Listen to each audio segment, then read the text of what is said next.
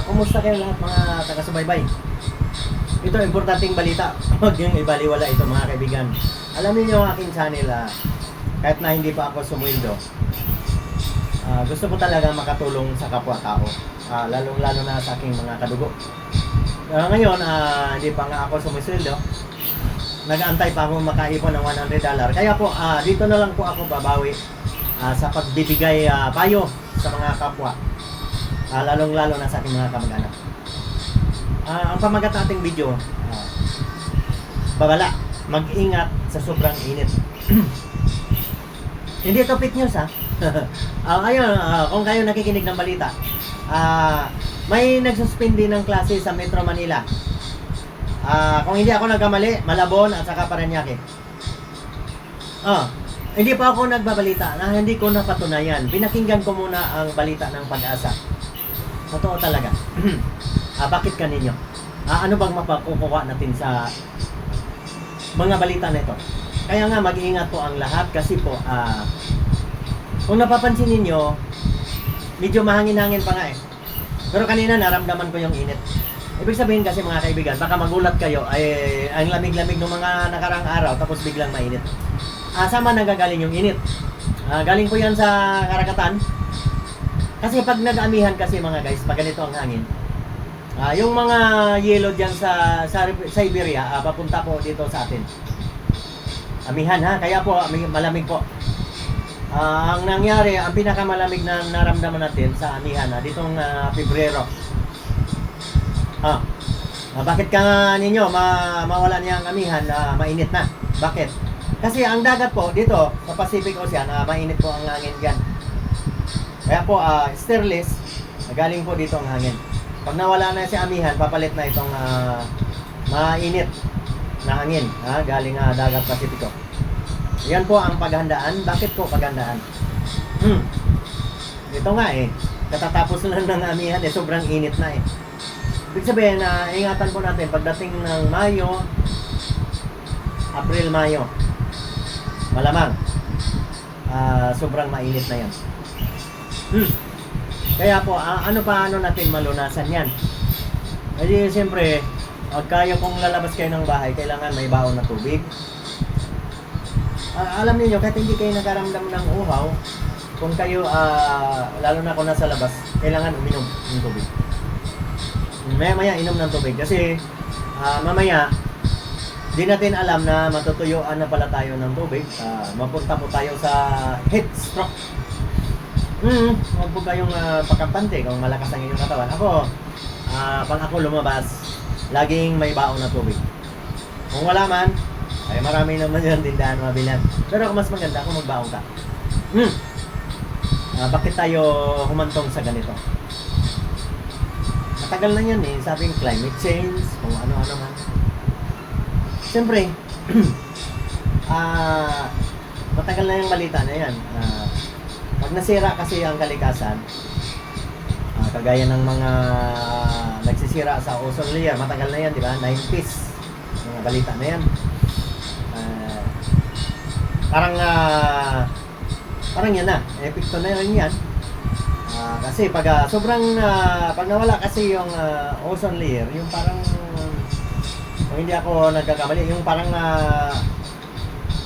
salamin daw yan na nag-cover sa ating planeta.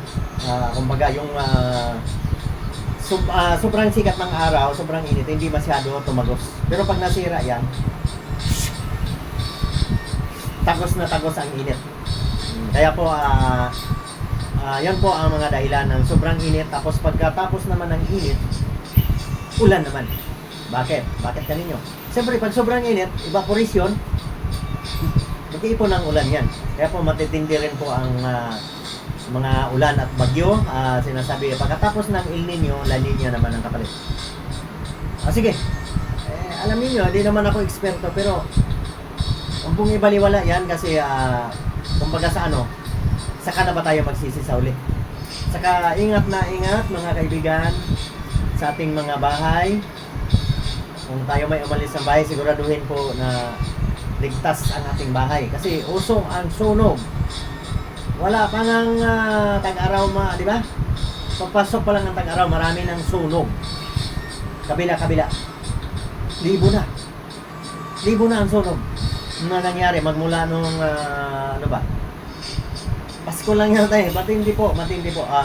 Kaya po mag-ingat po ang lahat kasi lalo na kung pagdating ng Abril, Mayo, yun po ang kainitan.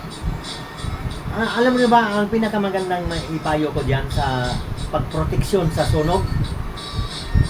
Hindi naman talaga maiwasan yung salasalabat na mga wire. Siyempre, sa hirap ng buhay, kabit dito, kabit doon.